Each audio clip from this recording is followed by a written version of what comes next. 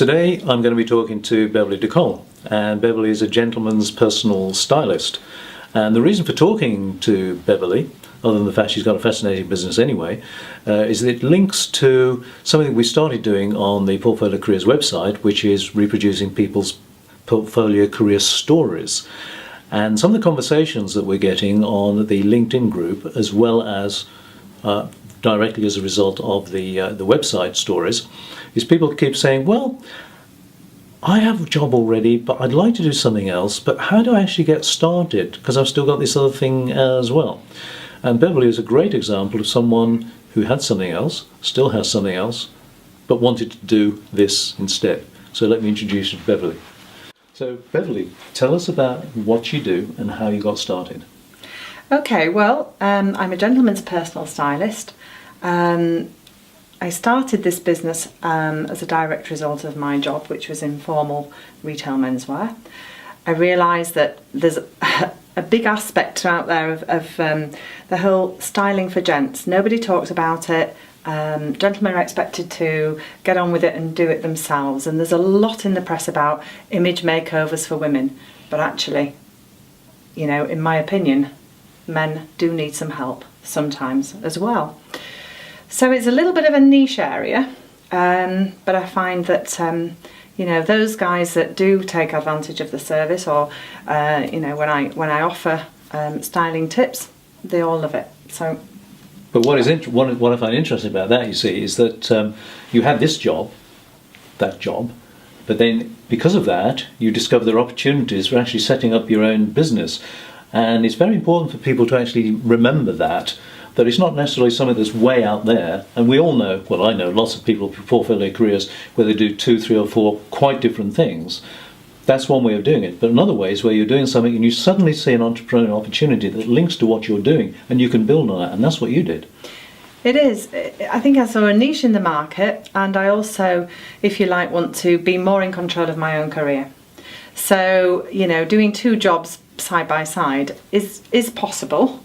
As I'm finding out, I can just about manage it, and maybe, you know, that's the way it will go forward, or maybe one job will be left behind as I grow another job organically.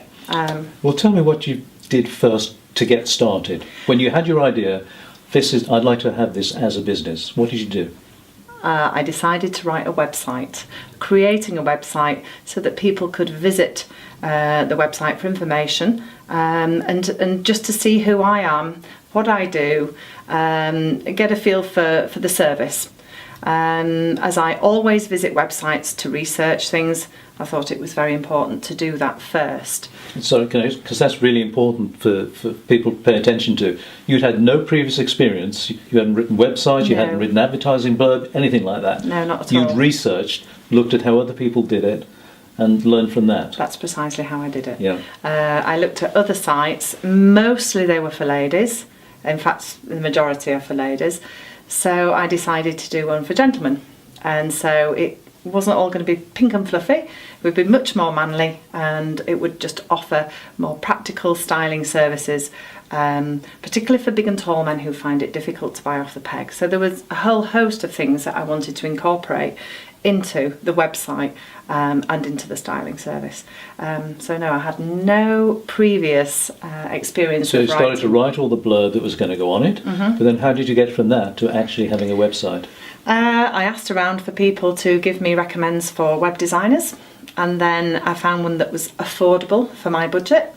I provided all the images because I knew exactly what I wanted, and I wanted to make sure that I wasn't using images from iStock. How do you provide the images? Where do you get those from? I set up styling sessions and got a photographer to come and help me, and we did a skills exchange. So everything was done a little bit on a shoestring. Make a note of that, folks. Skill swaps, really, really important, especially when you're starting off. Yes. Because, you know, I can do something for you if you do something for me. I mean, that is just so crucial. Yes. And a lot of people always ask me, so how much should I spend on setting up a website?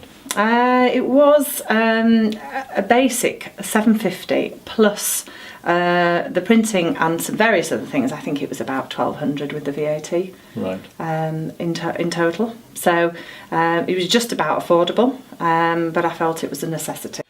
So how does this fit in, Beverley, with your work-life blend? Because I know you have a young child Yes. as well. How does it work?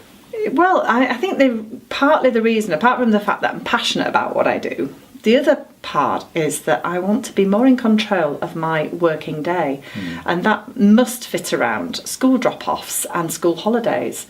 And it's a difficulty for most working women to juggle childcare and work. So being in control is part of the plus point of running your own business. Only one of the plus points, anyway. So if you look ahead, say a couple of years down the line, what's the scenario that ideally is in your head for that? Well, hopefully that I'll grow all sides of the business. So I'll grow the corporate clients, I'll grow the individual clients.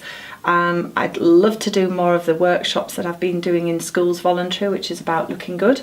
It's about making first impressions, and in this difficult climate, it's very difficult for young people to get jobs. So I think I can offer lots of help to young people about making a great first impression during interviews. So there's many aspects of where I'd like to see the business growing, and it's just really growing the business organically as I grow my little girl, and it will work alongside that, I hope. Excellent. And for those of you that are nosy, yes, I have had Beverley look at me. You may not think it to look at me now. And in fact, it was a revelation. It was a wonderful experience. I thoroughly enjoyed it. Up until that moment, I thought that I bought all the clothes in my life. I've discovered almost all clothing decisions were made by women. Oh, well, that's the norm. As you discovered. So it was a lovely experience. And thank you so much for talking to us today, Beverley. Thank you very much, Barry.